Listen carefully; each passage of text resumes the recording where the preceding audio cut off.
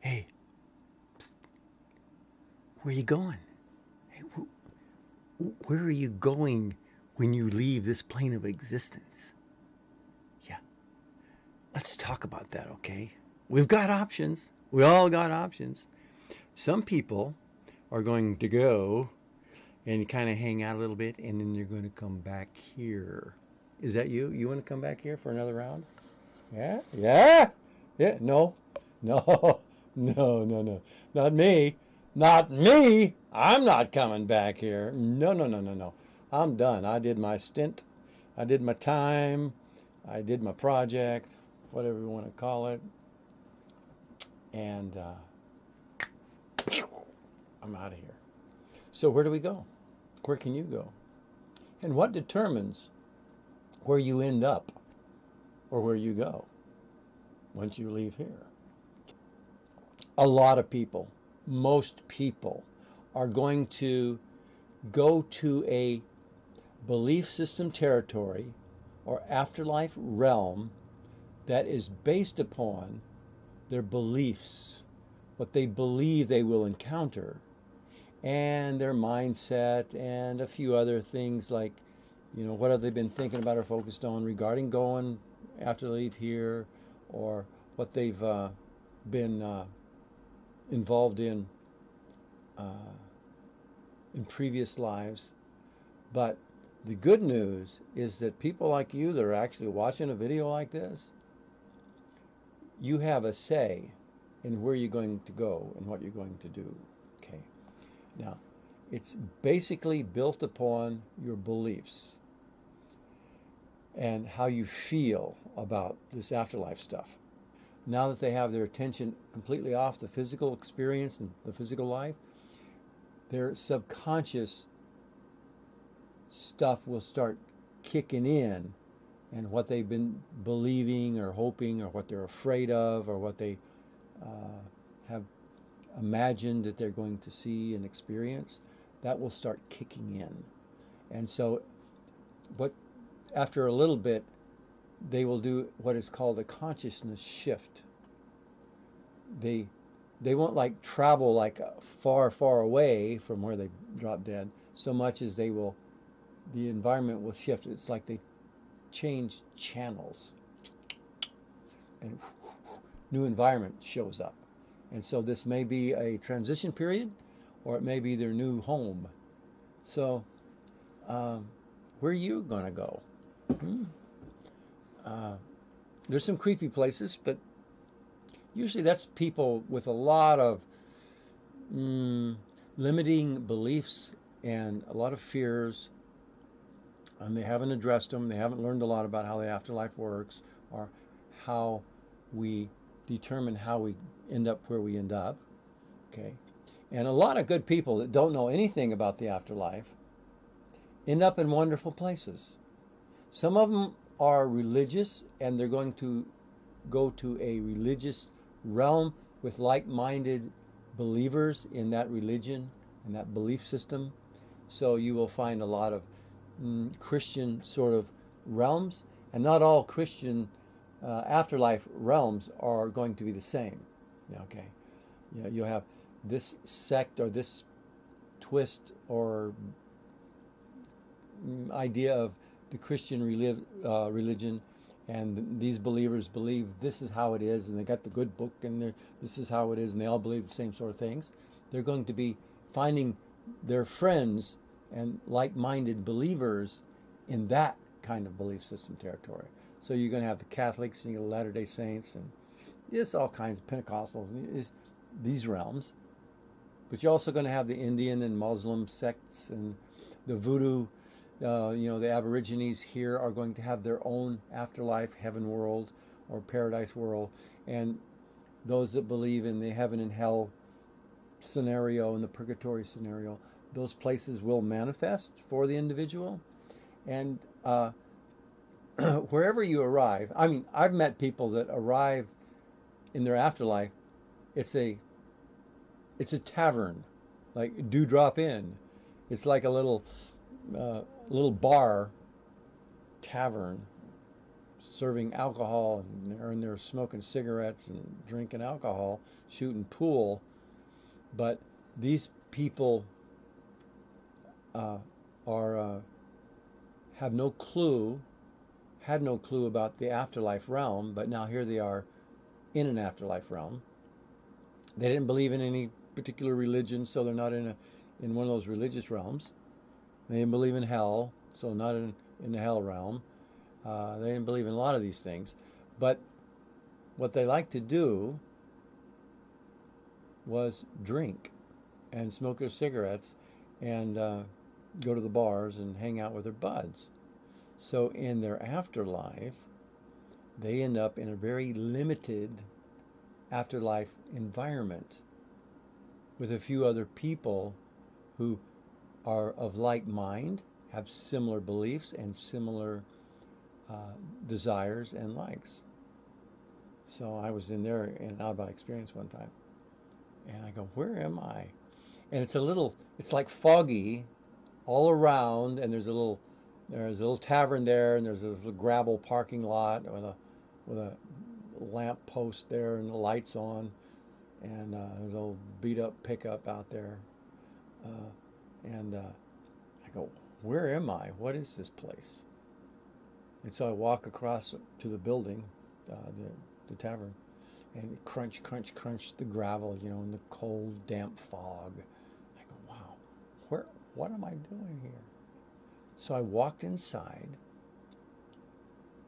and I didn't know it at the time, but that I was in a realm like that for afterlife people. But I walked in there and I go, it smelled of cigarette and cigar smoke. Not as intense as here, but yeah. And then I'm looking around, people's got liquor.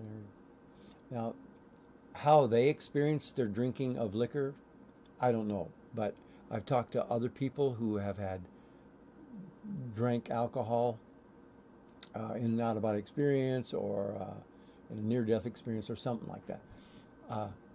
And it's, for some people, you can sort of get the flavor of it, but it doesn't have the kick. And they're addicted to the physical alcoholic kick, and what it does to the system as an addiction. It doesn't have that oomph, that intensity of feeling that they desire. Same with the cigarette smoking, and the nicotine isn't as it's not the good stuff that they can get in the physical world.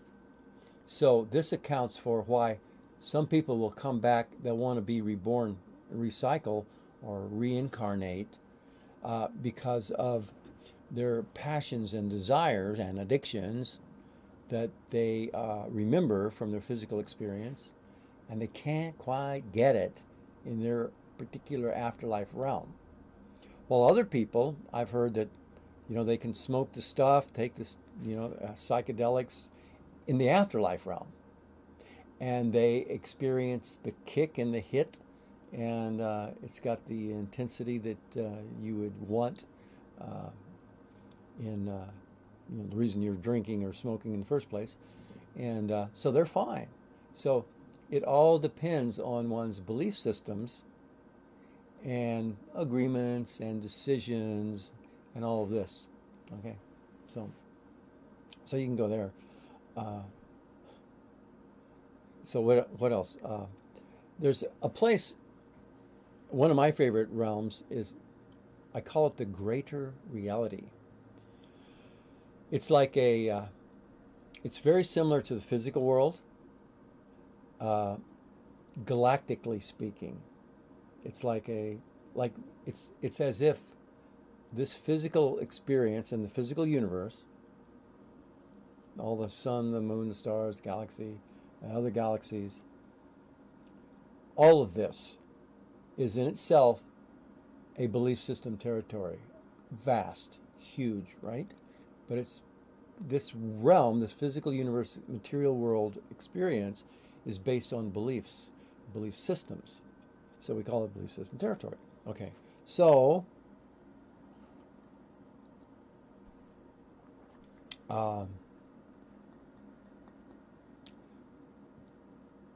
this whole realm is like a copy, a denser copy of a greater reality and belief system territory that it looks like this, but it's a finer density.